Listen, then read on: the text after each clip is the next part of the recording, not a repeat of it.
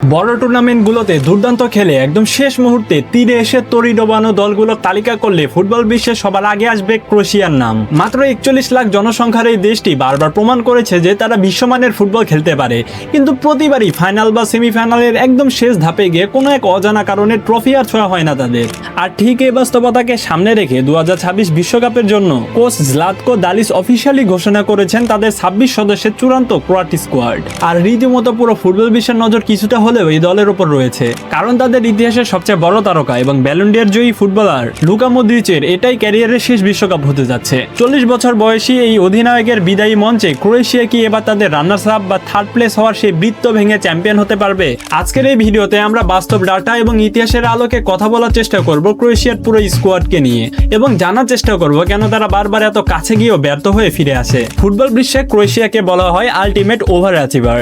1991 সালে স্বাধীন হওয়ার পর থেকে মাত্র 7টি বিশ্বকাপ খেলে তারা 3বার সেমিফাইনালে উঠেছে, যার মধ্যে 2বারই তারা পোডিয়ামে শেষ করেছে। 1998 সালে তাদের প্রথম বিশ্বকাপে তারা জার্মানিকে 3-0 গোলে উড়িয়ে দিয়ে তৃতীয় স্থান অর্জন করে। এরপরে 2018 সালে রাশিয়া বিশ্বকাপে তারা বিশ্বকে স্তব্ধ করে দেয়। গ্রুপ পর্বে লিওনেল মেসির আর্জেন্টিনাকে 3-0 গোলে বিধ্বস্ত করা, নকআউটে ডেনমার্ক ও রাশিয়াকে ট্রাইবেকারে হারানো এবং সেমিফাইনালে ইংল্যান্ডের সোনালী প্রজন্মকে বিদায় করে ফাইনালে উঠে যায় ক্রোয়েশিয়া। কিন্তু ঠিক ফাইনালে ফ্রান্সের ফিজিক্যাল ফুটবল আর ট্যাকটিক্সের সামনে 4-2 গোলে হেরে তাদের রানার্স আপ হয়ে সন্তুষ্ট থাকতে হয়। আর ঠিক কিছুটা 2022 কাতার বিশ্বকাপে একই ট্র্যাজেডির পুনরাবৃত্তি ঘটে।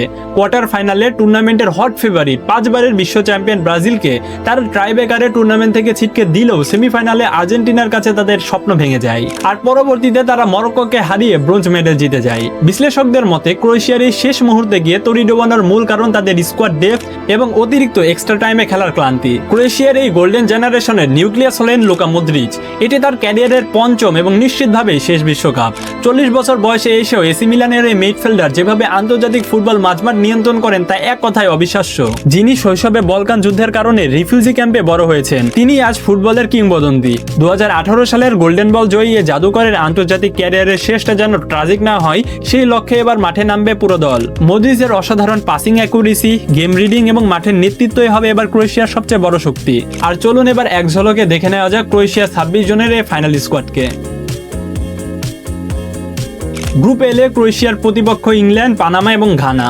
বড় টুর্নামেন্টে গ্রুপ পর্ব পার করা ক্রোয়েশিয়ার জন্য খুব একটা বড় কঠিন কাজ নয়, কিন্তু আসল পরীক্ষা শুরু হবে নকআউট পর্বে। অতীতের সেই তীরে এসে তরি ডোবানোর ইতিহাস বদলে ফেলে লুকা মদ্রিচের শেষ বিশ্বকাপে এই 26 জন ক্রোয়াট কি পারবেন এবার সোনালী ট্রফিটা নিজের করে নিতে, নাকি এবারও সেই ট্রাজিক হিরো হয়ে শেষ করবেন লুকা মদ্রিচ তার শেষ বিশ্বকাপ যাত্রা?